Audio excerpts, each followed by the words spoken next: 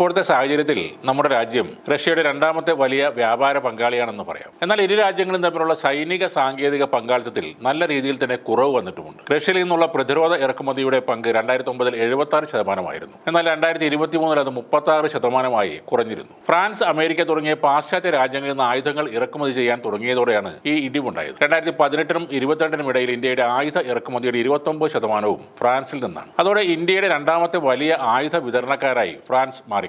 ഹിമാലയത്തിലെയും Indian മഹാസമുദ്രത്തിലെയും ചൈനയുടെ ഭീഷണി ഇന്ത്യയുടെ പ്രതിരോധ നയത്തിൽ തന്ത്രപരമായ മാറ്റത്തിന് കാരണമായിട്ടുണ്ട്. ആഭ്യന്തര ഉൽപാദനശേഷി വികസിപ്പിക്കുന്നതിലാണ് രാജ്യം ഇപ്പോൾ കൂടുതൽ ശ്രദ്ധിക്കുന്നത്. കൂടാതെ റഷ്യ ഉക്രൈൻ യുദ്ധവും റഷ്യയിൽ നിന്നുള്ള ആയുധം ഇറക്കുമതിയെ കാര്യമായി ബാധിച്ചിട്ടുണ്ട്. കാരണം സ്വന്തം ആവശ്യങ്ങൾക്കാണ് റഷ്യ ഇപ്പോൾ മുൻഗണന നൽകുന്നത്. യുദ്ധം നടക്കുന്ന ഈ സാഹചര്യത്തിൽ വേറെ വഴിയുമില്ല. അതിനാൽ S-400 മിസൈൽ പ്രതിരോധ സംവിധാനത്തിന്റെ ഡെലിവറിയിലും നിലവിലുള്ള റഷ്യൻ ആയുധ സംവിധാനങ്ങളുടെ സ്പെയറുകൾ ലഭിക്കുന്നതിനും ഇന്ത്യക്ക് കാലതാമസവും നേരിടുന്നുണ്ട്. എന്നാൽ ഈ വെല്ലുവിളികൾക്കിടയിലും പ്രതിരോധ സുരക്ഷാ സഹകരണ മേഖലകളിൽ ഉൾപ്പെടെ തന്ത്രപരമായ പങ്കാളിത്തം ശക്തിപ്പെടുത്തുന്നതിന് ഇന്ത്യയും റഷ്യയും ശ്രമിക്കുന്നുണ്ട്. 2022 പാശ്ചാത്യ ഉപരോധം മൂലം ഇന്ത്യയിലെ പ്രമുഖ കമ്പനിയായ ഇൻഫോസിസിന് റഷ്യയിലെ പ്രവർത്തനങ്ങൾ അവസാനിപ്പിക്കേണ്ടി വന്നിരുന്നു. ടാറ്റ ഗ്രൂപ്പും L&Tയും പോലുള്ള പ്രമുഖ കമ്പനികൾക്കും അവരുടെ ജോലി പരിമിതപ്പെടുത്തേണ്ടി വന്നു. 2024 ഉപരോധങ്ങളുടെ ശക്തി വർദ്ധിക്കുകയും ചെയ്തു. എന്നാൽ ഇന്ത്യയുടെ സായുധ സേന ഇപ്പോഴും റഷ്യയുടെ സൈനിക പ്ലാറ്റ്ഫോമുകളെ ആശ്രയിക്കുന്നുണ്ട്. അടുത്തിടെ 6000 കിലോമീറ്റർ പരിധിയുള്ള റഷ്യയുടെ മുന്നറിയിപ്പ് റഡാർ സംവിധാനമായ വോറോണഷ്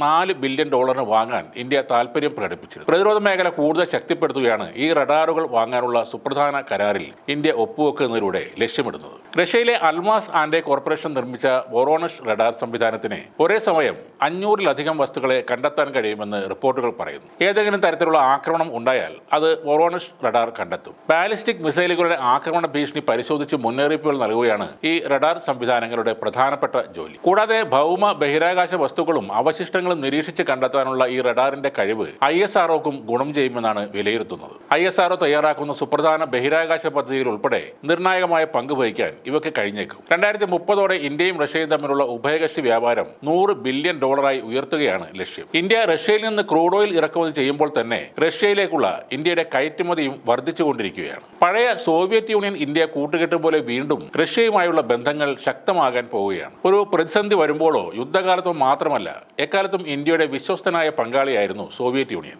പല രാജ്യങ്ങളും ഇന്ത്യക്കെതിരെ നീങ്ങാൻ ഭയന്നതും സോവിയറ്റ് യൂണിയന്റെ കരുത്തിനെ ഭയന്നു തന്നെയാണ്.